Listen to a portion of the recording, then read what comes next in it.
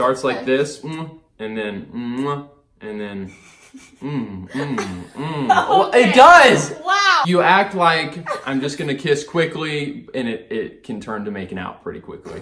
Yes, it definitely can, but you didn't need to show them that creepy hand Oh, movement. well, it was pretty good. What's up, guys? How you doing? I'm Paul. I'm Morgan. And this is the Paul and Morgan, the Paul and Morgan Show. So today's video is part 3 in our series. We are chugging right along. We're talking about our physical boundaries. If you're new to this channel, make sure you subscribe. We make Christian advice videos on life, love, and dating to help you have hope. And be free. So click that little button! Guys, if you haven't watched part 1 and part 2 leading up to part 3, this is kind of a package deal, so we recommend at some point, maybe at the end of this video, you go back and watch those two. Stay up to date. Yes. Alright, you guys, so let's talk about the physical boundaries. We've talked about boundaries in relationships before, but this video is going to be just very specific on the physical boundaries that we set in our relationship. A lot of people are kind of vague when it comes to stuff like this, but we found that it helps to be very specific. So we're going to just get real with stuff we set. We're going to be encouraging you guys, not because we're trying to be overbearing. Oh, they're like our parents. No, we believe this stuff. So many rules. So many rules. They're all about rules and not about the heart. Guys, God does look at the heart first and foremost. God also is in the practical. And there are things that we can just do to set ourselves up for success. That's very biblical as well. Wow. And if you want to be protecting your heart and keeping a pure, clean heart, then you've got to set boundaries. You've got to set rules to keep that heart pure. You can't just do whatever the heck you want and think that your heart isn't going to be affected by that. Your mind, your soul, your spirit. The Apostle Paul said for a reason, flee sexual immorality. He's saying, like, don't mess around with it. Yes, your heart can be good, but if you're not putting things up, if you're not living with wisdom, then you can fall, because we're all human. All right, first off, when do you set physical boundaries? At the very beginning. All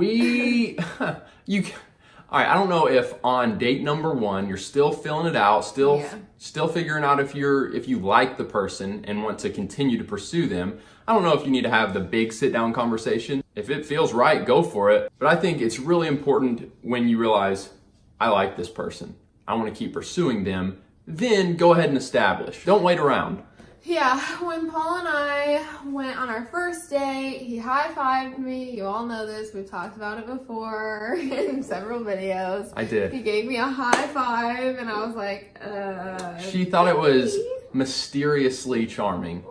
I'm happy with it now. I'm happy that he gave me a high five. I get it. I mean, where I was going with that. After about a week of Paul and I texting back and forth and whatnot, it kind of happened on its own where the conversation just came up in a text conversation that we were having, just about like holding hands and full frontal hugs and kissing. I asked him, I was like, well, what are your opinions on this? Because you seem kind of strict.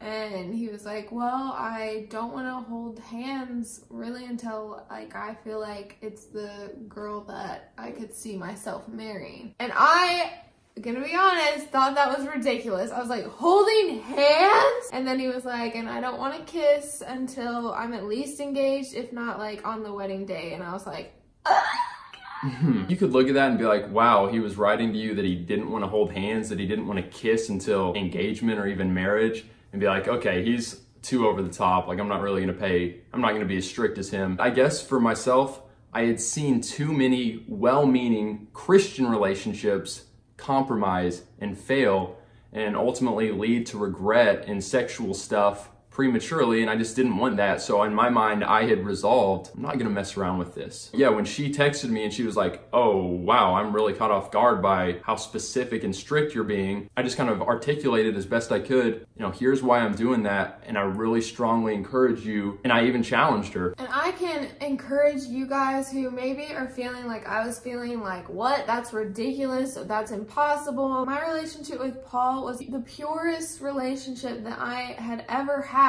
It was the happiest relationship that I had ever had. God was so involved, and it was just it's such a fresh of breath air. What? It was such a breath of fresh air dating him. God created these rules, these boundaries of waiting until marriage for a very specific reason. He wants your sex life, your physical intimacy to be so awesome. Yeah. And pure. It's not always easy, but it's worth it. So after we had the texting conversation, we actually sat down and wrote them out. We sent each other our expectations of physical boundaries, and then it gave us just this like eye-opening awareness of, oh, he thinks that we're not gonna do this, but I'm thinking, yeah, that's fine. Yeah, write them out so that you can see like, oh wow, we're kind of missing each other here, and you can talk through it and get on the same page. And listen, you guys, I really, really encourage you. It's not gonna be super easy, but if your expectations and standards are lower than your significant others, go with the one who has the stronger standards. Interesting, I like that. What is the harm in that? There is none. Suck it up and step it up. I would encourage you guys who say that you need physical intimacy to feel loved to one, just accept the challenge, accept this season. Oh, she's turning into a challenge.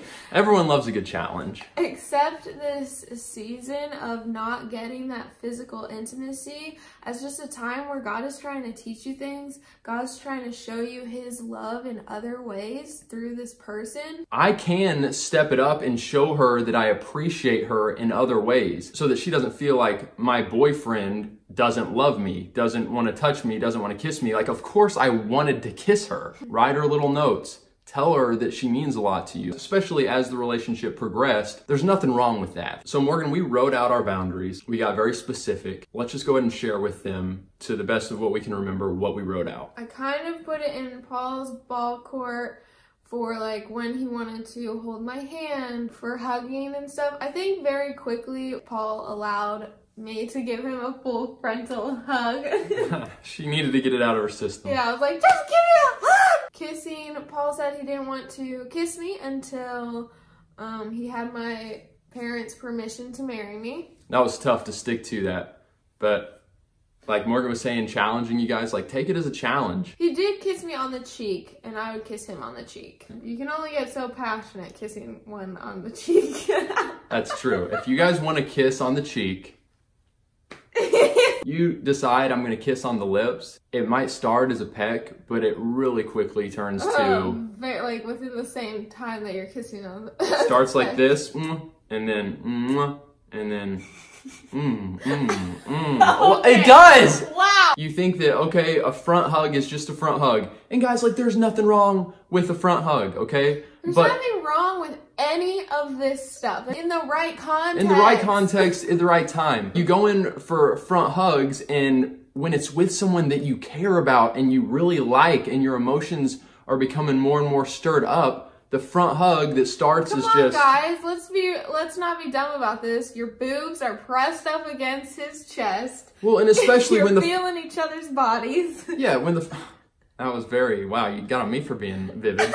But yeah, I mean, the front hug, it starts as a something brief, and they end up lasting longer. And then the guy ends up picking the girl up and holding her. And then the front hug just lasts for 5 minutes. Stuff doesn't just stop, it leads somewhere. God has designed us like this. Intrigue and the physical stuff, that's good, but it's good in the right context.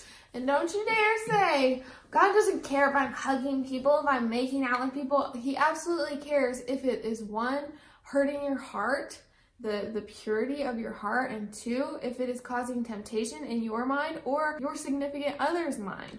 He cares about that stuff, you guys. He cares about all the little things. He really does. The Bible says God cares about the details of our lives. And it also says don't give Satan a foothold. We made a rule, hands had to stay above the butts. And yes, hands above the butt, below the... So we really only had...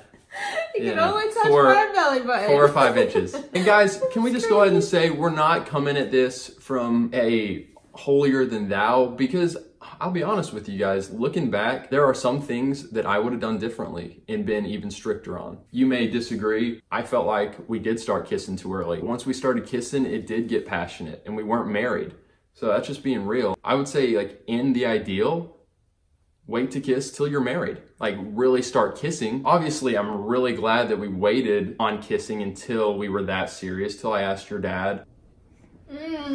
We can kiss now and feel totally pure. But guys, I'm not gonna put that on you and say, no, guys, do not kiss. Some people are gonna have more self-control than others, but going back to Morgan's point, you're probably not as strong as you think you are, and we're just giving our advice, our wisdom. And why not play it safer rather than be sorry later? Guys, we encourage and admonish you to be a light for your peers, because a lot of our peers, even in the Christian circles, they're not living holy lives unto the Lord. Be that example. Yeah, it's okay if you look different from the world. We are not called to live of the world. We're called to live in the world, but not be of the world. And know that you're not alone. First of all, you can just look back on our comments. You're not alone. You're not alone. You can just look back in the comments of our videos and see how ridiculous people think we are. Well, and you can get encouragement in the comment section, because even though there's the haters, there's a lot of you guys that are writing in the comments saying, amen, like I'm dating right now and we're doing that and it's so worth it. So guys, comment below and let us know, first off, what you thought of this video. It's an open discussion. If you guys disagree, let us know why. But we'd also invite you guys to comment and encourage people that might be in the dating phase and realizing, wow, it's hard keeping these boundaries. Encourage each other. Let them know that they're not alone. Give them some tips and advice. Give this video a thumbs up if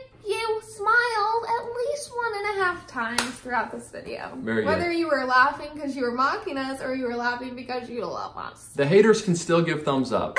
Have a little love in your heart. Shout out to our patrons. We love you guys so much. Thank you guys. You are so incredible. And shout out to the people who have been giving Venmo one-time donations. You guys are incredible as well. Seriously, like, we're just blown away with your all's generosity and your just like encouragement to keep our ministry going. Yeah, and help us get to 250 patrons. We are gonna get it. We are going to reach that goal. The links for Patreon and Venmo are below. All right, so guys, we got merch. If you didn't know, we brought a few pieces that literally just fell out of the sky. Yeah, hold them up. Fell out of the sky, man. Have hope, be free. This is a succulent and it says P&M. Get some merch. We'll link the merch below. We love you guys. Have a wonderful rest of your day and we'll see you again very soon. Have hope. And be free. Come on! Because we're all human. We all are prone to fate. We all are, because we're all human. Wow. What?